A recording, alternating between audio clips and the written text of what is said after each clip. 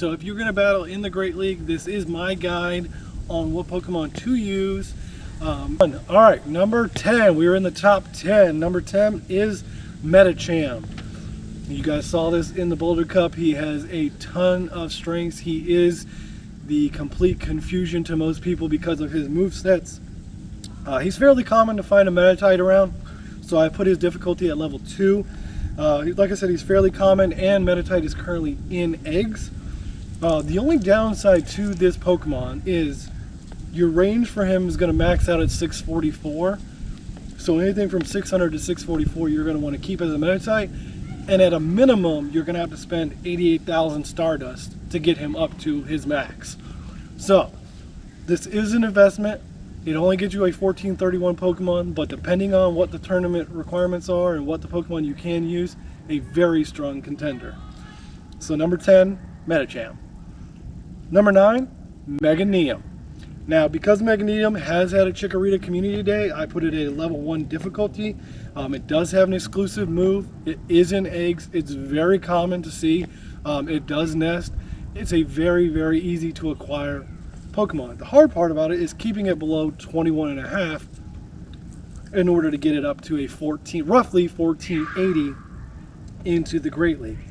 For what does that mean for catching Chikoritas? Well, that means if you see one between 547 and 574, that one's going to be great for Great League. If you're going after Bayleafs, that means you're going to want to find something between 851 and 893. Right now, Chikorita is in eggs. It does have an exclusive move, and it's cheap to add a third move. I would highly recommend it for PvP in the Great League. Number 9, Meganium. Number 8, Skarmory. I know you guys have heard this name a lot, and it is a very, very less common Pokemon. I don't see it as much during this event. It has popped up a lot, but the hard part about this is the fact that it doesn't have any evolutions. It's not in eggs. It's not in raids. You just have to find it in the wild, so it's a difficulty level 3. And the only requirement here is to find it less than 1500. You can find it all the way up to level 24.5, which will give you a 1476, roughly. So here you just have to kind of catch as many as you can. Or if you have a friend that has a bunch of them, simply trade them with anything less than 1476. Obviously the level is the part that matters, not the CP, so make sure that that level Pokemon is 24.5 or less. So number 8, Skarmory. Number 7, Whiscash. We heard a ton about Whiscash and the fact that he is amazing in the Great League. In mine, he's number 7 because of the fact that Barboach is so common. I see him quite often.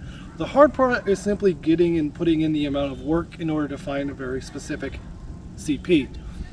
For Barboach, you're going to want to find anything between 561 and 585. That's a very small range, but if you're willing to put some Stardust in it, you can bottom out that bottom one down to about 540 all the way up to 585, which anything lower than level 25 will give you roughly a 1482. Perfect for the Great League. So, Whiscash, number 7. Number 6, Altaria. This is the beast of the Great League that a lot of people have been talking about. Some people have put him at number 1. I have him here at number 6. Swablu, mostly common. You can find them pretty much everywhere. The hard part is the evolution. It takes 400 candies. So I have made him a difficulty of level 3. The rough part about that is the range is anywhere between 588 and 612 when it comes to Swablu. But just recently he was added 2 eggs. So it does make his difficulty a little bit easier. If you want that Altaria, anything from level 26 or lower roughly gets you a 1489. So find you an Altaria, find you a Swablu, because he's at number 6. Alright, and we have made it into the top 5.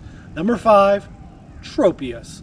Yes, this is a very hard to come about Pokemon, and you do either have to have a friend that is in this regional area, it is regional exclusive, or you have to be willing to trade and or travel for this Pokemon. If it's level 27 or less, it can be 1497. That's the one you're kind of ideally looking for. I did trade with someone a level 27.5. and I was very upset to find out that it was above the 1500. I do put this at a difficulty of level 4. So if you are traveling to that region, stock up on Tropius, because he is huge in PvP in the Great League, and everyone on the planet will want to trade you. The other reason why he's a level 4 is because in order to power him up, you're going to have to invest in some rare candies, unless you plan on traveling and getting a bunch of those candies. So at number 5, Tropius. Number 4, Lantern. Yep, you guys are probably confused a little bit by this, but Lantern is a beast in the Great League. Level 25 or lower makes him a 1489. So getting out and finding those chinchows, if you live in a water or electric biome, go out and find as many as you can. He is in eggs right now. I don't know if he's going to last in eggs. A lot of people were really upset while he was in 10k eggs, but now that I see PvP, maybe he was actually in the right egg. If you do come across a chinchow, you do want to go ahead and keep all of the ones between the ranges of 767 and 799. Once again, number 4, Lantern. Number 3, Steelix. I have put this at a level difficulty of 3. Onyx was extremely common. He was part of a couple of events that we've had. Little less common currently during this tournament, but he is in eggs, and he does have a research ability. Right now, if you throw 3 great throws in a row in research, it is an Onyx. So then you can take him up to Steelix. Level 21.5 or lower gets you a 1483 Steelix. So for your Onyx, when you're catching him, the ranges you're looking for are 645 to 676. And like I said, that's ranges right around the level 21 area. So if you do the research, he's going to come out at level 15. You are going to have to put a little bit of Stardust into him. But like I said, he's in my top 3, Steelix. Number 2, Azumarill. You guys have probably heard this since the Great League started. Unfortunately, we couldn't use him in the last tournament, but Azumarill is amazing in the Great League. He's fairly common. Once again, if you live near a water biome, Marrow was extremely common when he first came out.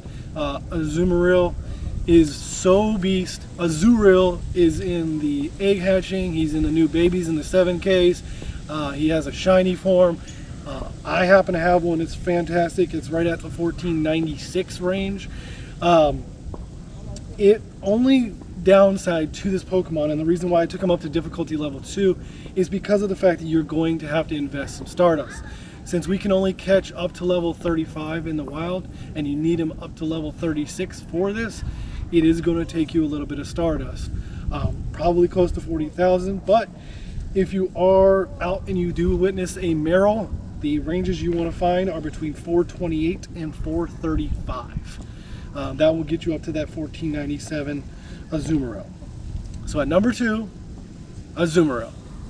Now I'm going to let you guys guess what number 1 is. It's probably one you weren't thinking of. It's one that's incredibly difficult to get into the Great League. You probably know what I'm talking about now that I say that. But I want you guys to go. I'm going to give you a second to think about it. All right, now listen. Number 1, Cresselia. Yes, it is extremely hard to get into the Great League. It's difficulty level 5. The reason why is you had to do the raids, and then you have to trade. There is no other way of getting Cresselia into this league. You have to get him down to a level 19 and bad IV stats in order to get him into this league. So you need to trade and to get stats that were worse than 6 across the board, 666, or you can do any range of that totaling no more than 28. So it could be like a 2, a 14, and a 12, and you would still come in underneath that cap. But you have to have a friend who has a bunch of these Cresselias. In fact, if anybody in the Raleigh area has a bunch of these, I would be willing to literally trade you just about any Pokemon I have for this PvP monster. Like I said, it is extremely difficult. You basically just have to get it under 1500, and it will be a beast in PvP. I don't know what the next tournament's requirements are going to be, but Cresselia is a beast.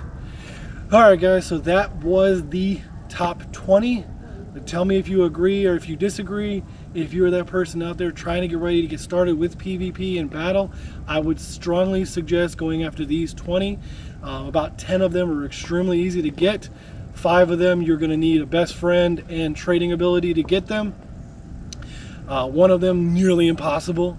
But if you have these 20 in your storage and you go to a PvP tournament in the Great League, you will probably be successful. If you guys have any questions about my top 20 or why they are what they are, feel free to ask. But that has been JP Raleigh and his top 20 for the Great League PvP. This is JP Raleigh signing out. As always, catch everything.